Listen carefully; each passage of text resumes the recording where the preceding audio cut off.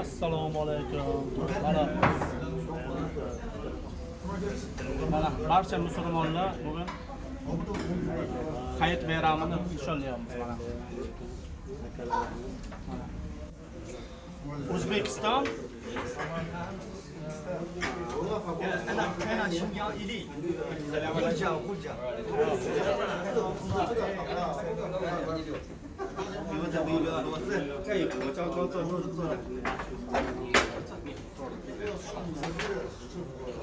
mana Ne'mat do'stim bilan assalomu alaykum.